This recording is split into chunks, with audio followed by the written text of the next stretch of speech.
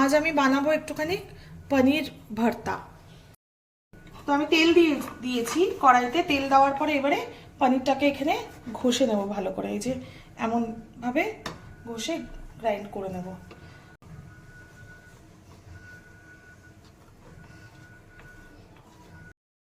পনিরটা কিছুটা ঘষা হয়েছে, এই বাকি এই দুটো আবার করব আবার একটু পরে। তাহলে তেলটা গরম হয়ে গেছে আমার। তেলের মধ্যে পেঁয়াজ, কাঁচা লঙ্কা আর রসুন কুচিয়ে এর মধ্যে দিয়ে দিলাম তেলে। ভালো করে এটাকে লাল লাল করে ভেজে নেব। পেঁয়াজটা দেওয়ার পরে দিয়ে দিলাম একটু আদা কুচি। এবারে এটা ভালোভাবে হতে থাকুক, ততক্ষণ আমি ঢাকা দিয়ে রাখবো এটা যতক্ষণ হচ্ছে। এই পেঁয়াজটা ব্রাউন হয়ে গেছে ভেজে।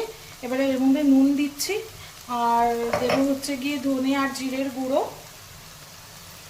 আর একটু হলুদ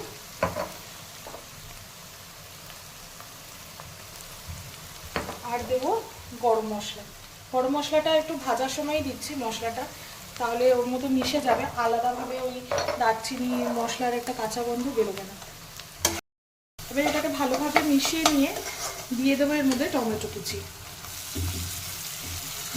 টমেটো কুচিটা দিয়ে একটু ঢাকা দিয়ে দেবো, তাহলে টমেটোটা গলে ওর মধ্যে মিশে যাবে একসাথে। বাড়িতে এরকম প্রসেসে অনেকে রান্না করে দেখতে পারেন, বেশ ভালোই লাগে। বিশেষ করে রাত্রেবেলার দিকটা ভালো লাগে রুটি দিয়ে খাওয়ার জন্য। খুব ইজি প্রসেস, খুব তাড়াতাড়ি রান্নাটা হয়ে যায়, একদমই দেরি হয় না রান্নাটা করতে, অনেক তাড়াতাড়ি হয়ে যায়। এবার আমি এটাকে ঢাকা দিয়ে দেবো।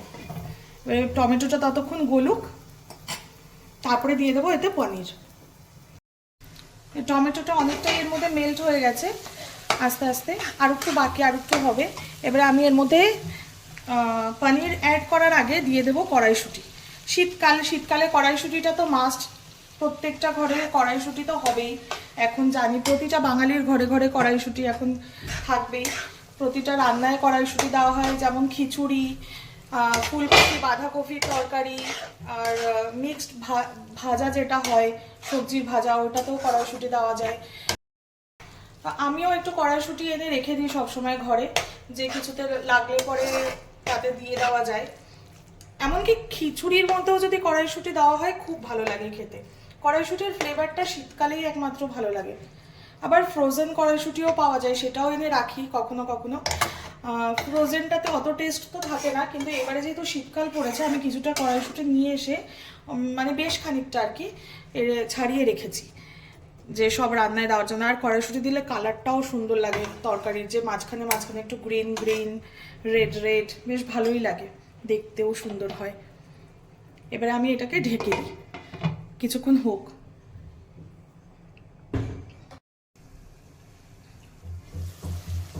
মশলাটা ভাজা হয়ে গেছে আর টমেটোগুলো এই যে দেখা যাচ্ছে পুরো মেল্ট হয়ে গেছে এর মধ্যে, একদম টমেটোগুলো সুন্দরভাবে মিশে গেছে। এইবারে এর মধ্যে দিয়ে দেবো আমি পনির।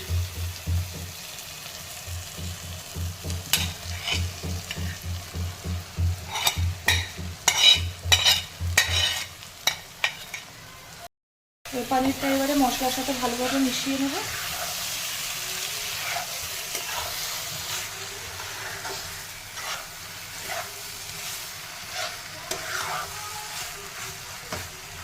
কি ভালো লাগছে দেখতে, কালারটা কি সুন্দর হয়েছে।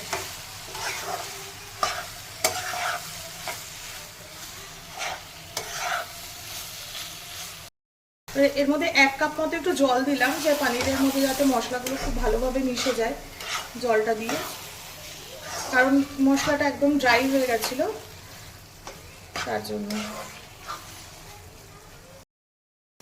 এবারে দেবো হচ্ছে গিয়ে 1 চামচ মতো ঘি।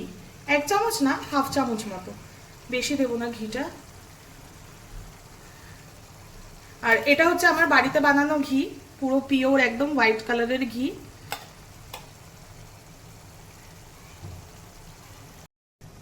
এবারে এটাকে আস্তে ফ্লেমটাকে করে একটুখানি ফুটতে দেবো কিছুক্ষণ ঢাকা দিয়ে। ধনে পাতাটা কেটে নিই, ধনে পাতাটা লাস্টে একটুখানি দিয়ে দেবো এর মধ্যে। যে তরকারিটাও হয়ে গেছে এখানে।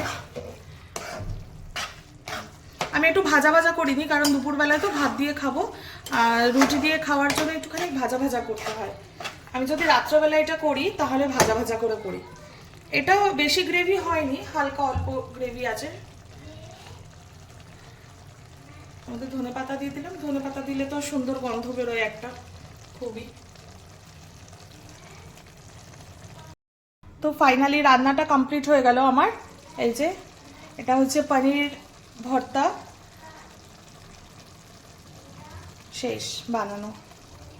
ভিডিওটা কেমন লাগলো অবশ্যই জানাবেন, একটা লাইক করবেন, কমেন্ট করবেন, আর অনেক ভালোবাসা দেবেন। আমার তরফ থেকেও অনেক ভালোবাসা সবার জন্য। বাই।